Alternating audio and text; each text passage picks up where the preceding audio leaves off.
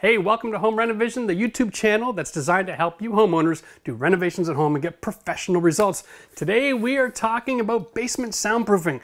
And no, I'm not talking about building a little music studio. I'm talking about how to separate one room from another and from people upstairs, or how to get a nice quiet space separated from the guy watching Star Wars with the surround sound turned full on. So stay tuned, we're going to cover all the different expectations and what you can realistically get for good value.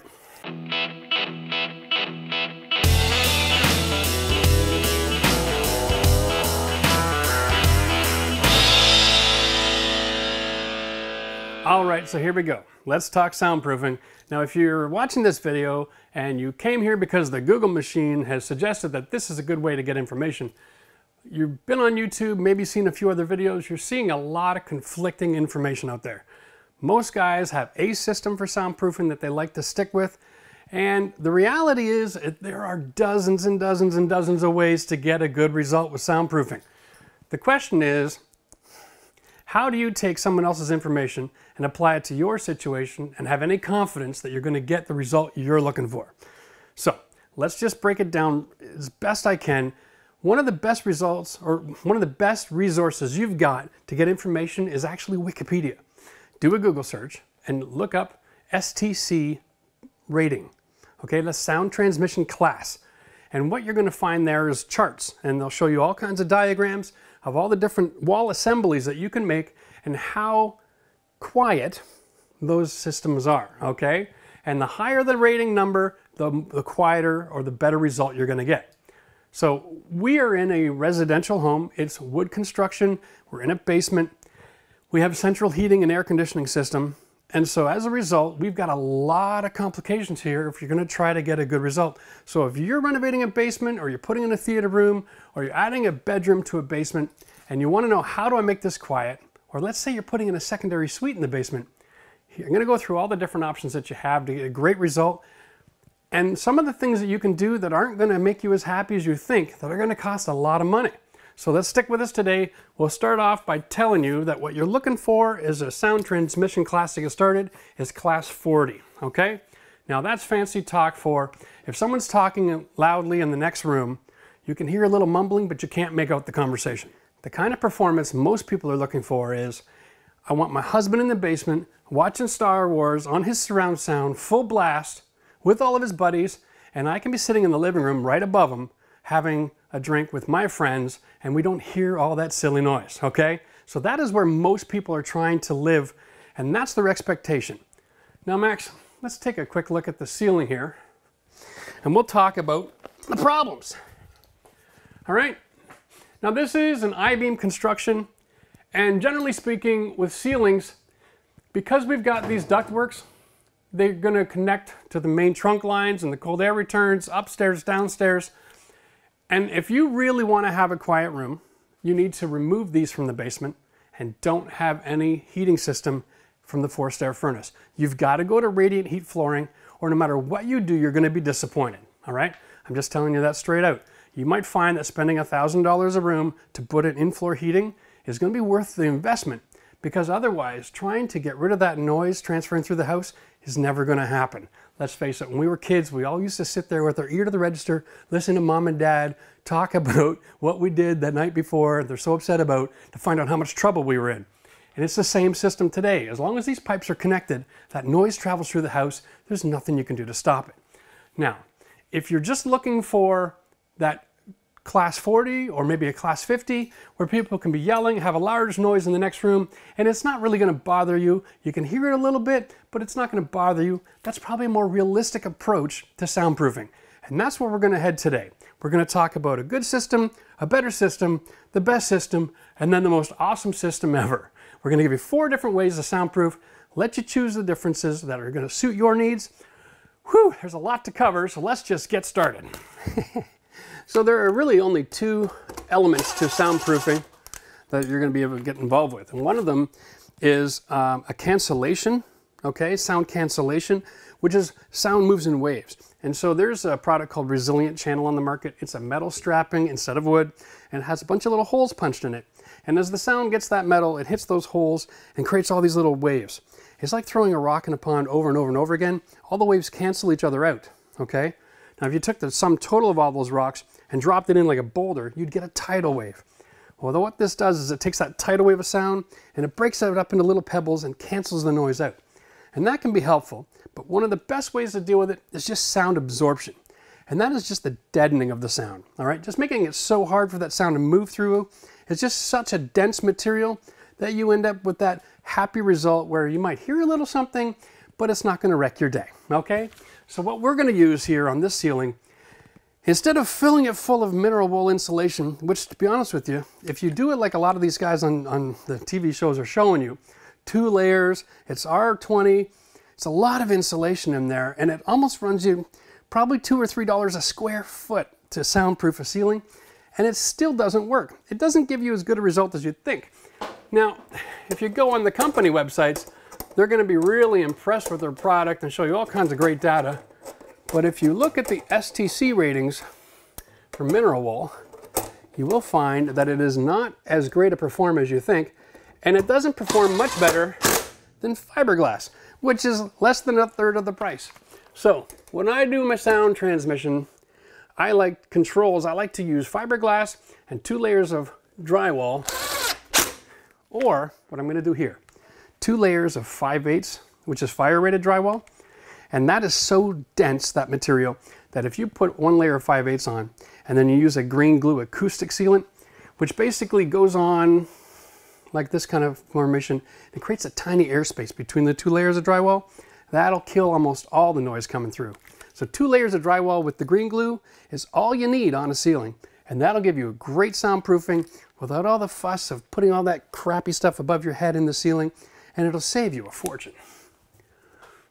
Now, because we're putting 2 layers of drywall on, I need to extend this box, which is why I'm doing this, so that my finish is right here, flush with this box, and that way I can use my rotozip to cut the drywall as I install. Okay, so just so that we don't get anybody too confused, we're gonna go through the good, better, best, and a most amazing soundproofing system you can have. The good system is 2 layers of 5/8 drywall on the ceiling with no insulation. All right, that'll give you a really good quality control. And in most cases, the best way to soundproof a ceiling is dependent on the flooring above. So if you have an underpad under your laminate, or if you have carpet, or if you have 1 1/4 of plywood before you put on your tile, you get great soundproofing effects from those flooring systems, even if you don't have insulation. If you want to get better, you have to add some insulation. So, I know that there are lots of people out there in the TV world who are being endorsed and told to go out there and buy mineral wool insulation, okay? And it says, oh, well, it's fireproof as well. Isn't that lovely? We can all sleep at night knowing that we have fireproof insulation in our ceilings. The reality is 2 layers of Type-X drywall on the ceiling gives you over an hour of fire protection. So adding an extra layer of fire protection inside the joist cavity is ridiculous. Your smoke alarm is going off after 3 to 5 minutes. There's no way that that insulation is even going to be relevant in that situation. Just a regular fiberglass bat has so much air pocket in it that it absorbs and it helps to dampen the sound.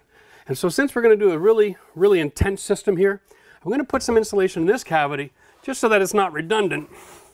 I don't want the noise from that room coming across and down through the ceiling. So I'm going to put these bats in, and that'll help to eat up a bunch of sound. Now remember, when it comes down to the sound transmission class, the difference between fiberglass and the mineral wool is only 1 or 2 points. So it doesn't really make a lot of sense to spend $2 a square foot on insulation when you can get this stuff for pennies. But that's just my opinion. No one paid me to have it. Nah, that's old school. The old fiberglass bats used to have glass. You need to wear gloves. A lot of the newer products, it's a lot easier on the hands. And I've been working with these hands for so many years it doesn't bother me. But you know, if you're not familiar with this kind of product, you might want to wear a mask and gloves. It's up to you. Okay, we're basically done. Now it's time to hang some drywall. So I've got my drywall lift here. This is an awesome tool. Amazing when you're working alone. You can rent these at the local hardware store. At least you can where we are. Heard in the comment section of some of our other drywall videos that the people can't find them. Well, if they're not available at your local hardware store, then feel free to check the tool rental store. And if that's still not working for you, you can buy a lighter weight version of this for residential use for less than $200 on Amazon.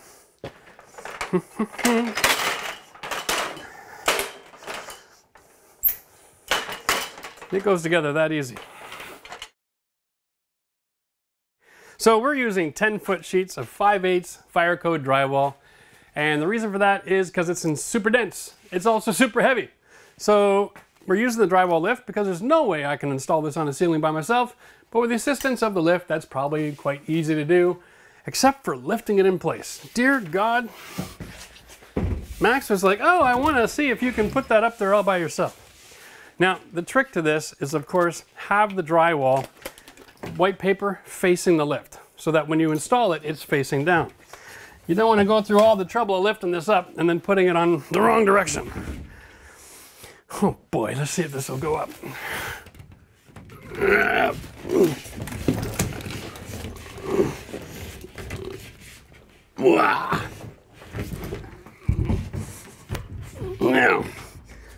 I think we got it. And then it tilts. And if it's in the middle-ish, this won't happen. But don't worry about it. It won't slide off.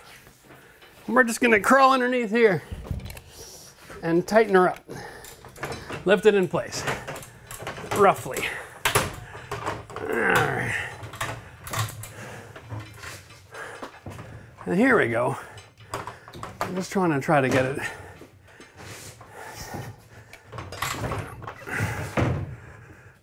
A little bit more this way. I want to clear my box a little bit.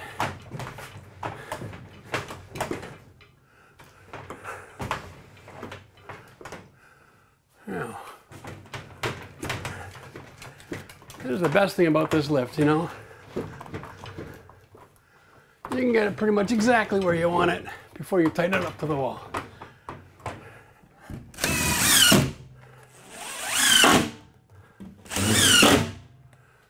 Wow.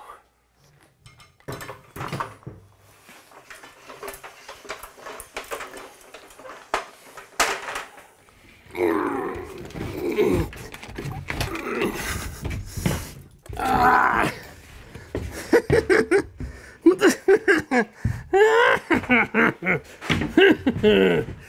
All right. Dear Lord.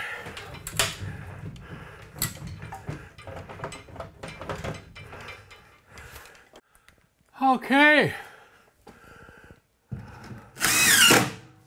You might notice I'm using a special drill bit here. Cute little dimpler made for drywall screws. And this goes on your impact. Doesn't really fit, but doesn't fall out, so it works. Generally, a regular drill with a chuck works better. But I love the sound of my impact. It helps keep me awake. All right, I'm assuming it's over here. Good. Because we're going to be using another layer of drywall, I'm going to use a 2.5 inch screw at that point. And then I'll go with more screws. But for now, the goal is just to hold it to the ceiling. We'll let the second layer keep it all nice and tight forever and ever. All right, so this is green glue. This is acoustic sealant. This is actually not designed to seal as much as to create a ridge of the sealant so that when you press it up and screw it into place, it leaves a tiny air gap between the two drywall sheets. And apparently, that is going to kill most of the sound in this room. So, the instructions say to lay it on the floor, add the bead. Can you imagine having that on the floor and then trying to put that in place? So, what we're going to do is we're going to just do this like this. And it's supposed to leave a few inches around the outside. Oh, that's lovely. Okay, leave a few inches around the outside. Now this washes off your clothes and your hands with soap and water. So don't be too alarmed if you make a bit of a mess.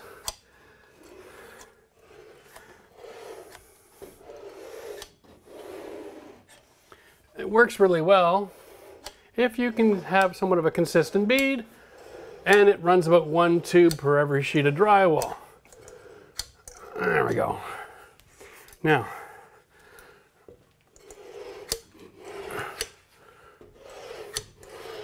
here we go.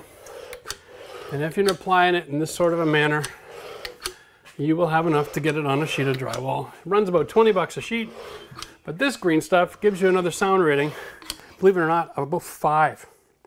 5 just for the caulking. Unbelievable. So 2 layers of drywall without this caulking versus 2 layers of drywall with this caulking, it's almost 5 difference. All right, we're going to make sure we can complete the joints here. Try not to leave anything ugly. And before it all runs off all over the ground, we're going to lift it in place.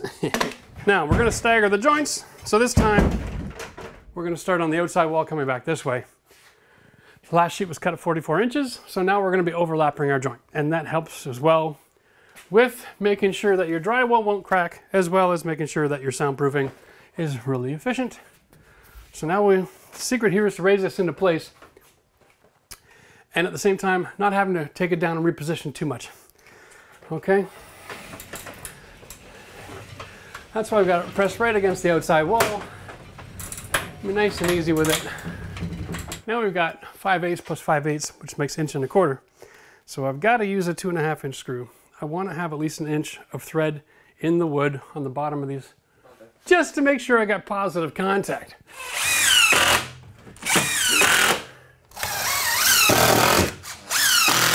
So there we go. That's our 2 systems for doing ceilings. 1 system's with the insulation, 1 system without. Now either one of those is going to be a really good performer for you. And remember, you're only going to get so much performance as long as you got a heating system in the room. But if you go 2 layers with the green glue, or 2 layers with insulation, or just 2 layers at all, okay, you're going to be so much happier with the result than if you try to spend all that money on insulation in the ceiling and go in 1/2 inch drywall. Don't disappoint yourself. Get the 5/8 and do it right, and you're going to be really pleased. Now, the next thing we're going to do is we're going to show you how to do a decoupling wall, and that's a lot of fancy talk for a wall in front of a wall. So we're going to separate, because this wall in this particular situation is a home theater on the other side, and the speakers are going to be mounted inside this wall. So what we want to do is we want to close this up and then build a new wall with an airspace and insulation and 2 more layers of 5/8 drywall, just to guarantee that whoever's going to be on this side of the room is going to have their own peace and quiet. Okay, so we've shown you a good way to do ceilings, a better way to do ceilings. And not just ceilings, it works with walls as well, because it's all about sound transmission class, and it doesn't matter where it is, it has the same effectiveness. Now we're going to talk about how to separate a really loud space from a quiet space. And I'm just going to do a quick little diagram here. Traditionally, you have a wall, and this represents your plate, okay? And you'll have studs on your plate, usually 16 inches on center, all right? And that'll be what the wall looks like from above. Now, if you put a layer of drywall here and a layer over there,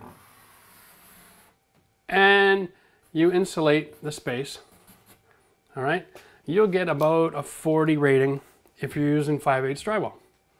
Not bad, but 40 is still, if someone's in this room talking, you can kind of hear them over here, but you can't really make out what they're saying. If they're talking loudly, you can hear every word. That's not good enough if someone's using a theater room. Because over here we got the speaker and it's really blaring, right? So the way we're going to separate this is we're going to make this assembly, and then we're going to leave an airspace, okay? We're going to build another wall, okay?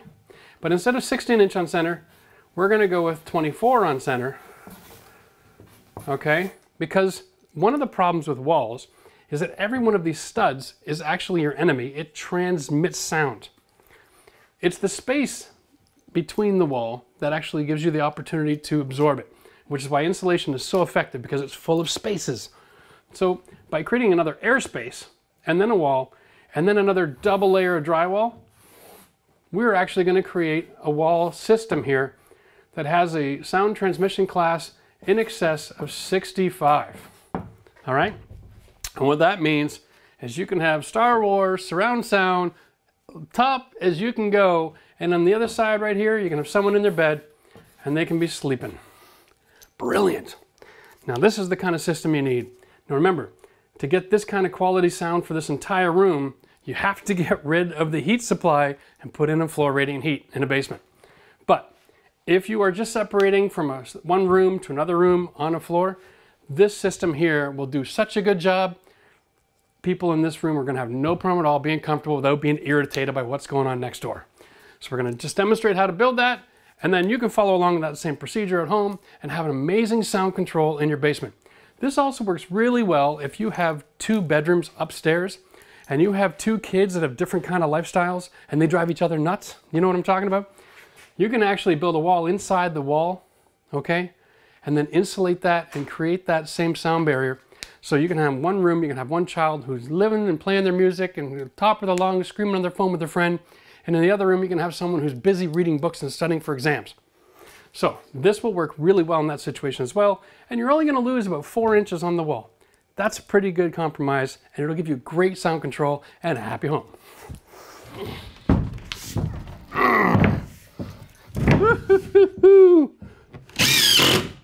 That's a great system for do-it-yourselfers. Just screw a couple blocks in, measure down 48¼ inch, make a mark, install your block. Guaranteed. You just gotta have to do a little bit of a lift. You'll hold your drywall in place while you're assembling it. Before you turn around to go pick something up, measure up a couple feet, put a screw in a little higher. Because I've seen this a lot.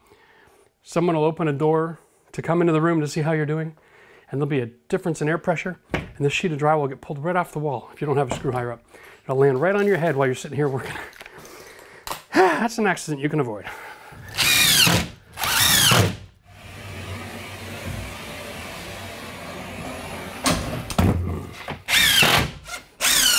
So one of the challenges we have here is we have an existing electrical in this wall. Now, I know for a fact that that electrical box has got extra wire attached to it. So I can actually remove it from the wall, bring it through this drywall, and attach it to the new stud wall with no issues at all. But in order to do that, I got to cut a big enough hole that I can access the staples and the screws, and then I'll bring that through, and then I'll put that drywall back in place.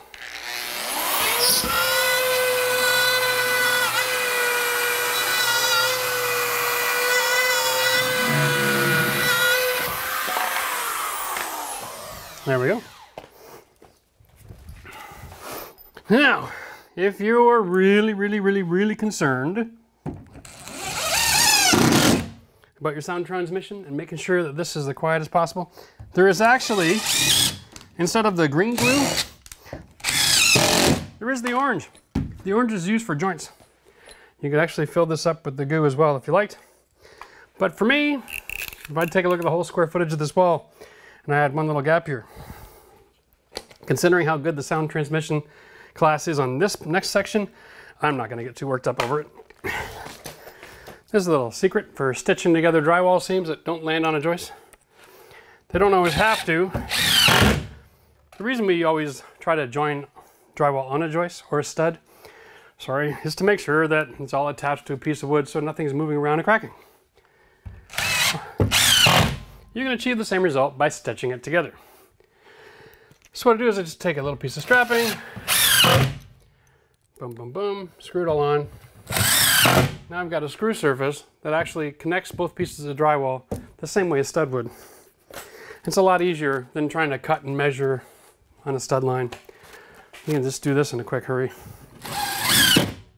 All right, now we have this closed up with our 5/8.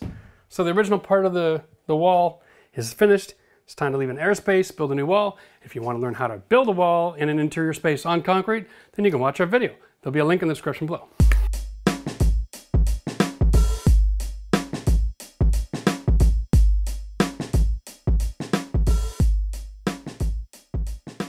So we're here ready to finish the second part of our wall assembly. So it's a decoupling system where we have one wall separated with 5/8 drywall, and then our new wall. It's insulated. Now we only went with R12. It's not necessary to buy like R30 or something. It's not necessary. The airspace does a lot of the work here. The insulation is just so that the drywall to drywall with a dead space, it acts like the skin on a drum, and it sends that transfer right across the other side, and you can actually see these things vibrating when there's loud noises. So putting the insulation there just interrupts that transfer, and that's what makes this so effective. Now, I would suggest your best case scenario is to go with 24-inch center. The less wood you put in the wall, the better. The only other thing you can do to improve on this system would be to add resilient channel or a hat trim. These are just different types of bent metal to separate the wood from the drywall, and it'll give you an extra point or two. But like I said, if you're not going to remove the heating system in your room, there's no sense worrying about being that perfect. There we go. That's a nice quick way to cut your drywall. Now this stuff is a lot stiffer. It's not just going to snap. What you want to do is you want to hit it with your full arm over the course of a couple feet while pushing from the top. There you go. If you do that right, you won't sit there all day long bending and fighting and driving yourself crazy. The cool thing about this tool is the inside is a channel. It's a rasp as well. So when you're done cutting this stuff, we're cutting it pretty exact, but it never really cuts exact. Like it breaks with different fronts and backs, and so if you don't want to have resistance when you're putting it in at the ceiling, just take your rasp to it real quick. There you go, clean it down. That makes life a lot easier.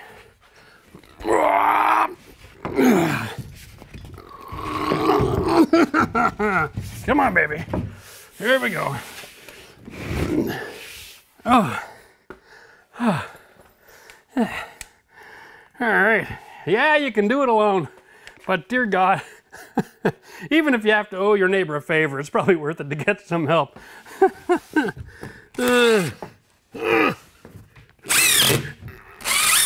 We're almost done. I've just got one more layer of drywall to put on. This layer I started from the bottom going up. The next layer I'm going to start at the top going down. That'll stagger my joints. Problem finished. This whole process complete. All right. And this wall right here is going to give me a sound transmission of at least 60. All right. That's fantastic. If you can get a 60 in your house, you're going to be so pleased with that. It's going to outperform your expectations. Remember, you only need a 40. All right.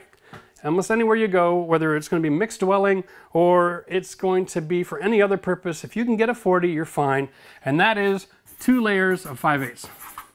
All right. If you add insulation, add the green glue, you're going to be up to probably 50. To get to 60, decouple your wall. Now these are generalized situations. Like I said, go online, take a look at the specific situations that you're going to need. Not too often, the government or any kind of building situation is going to say you need to have this exactly in a residential home. So in your place, if you just want to know what's good, better, best, or amazing, like I said, 2 layers will get you 40.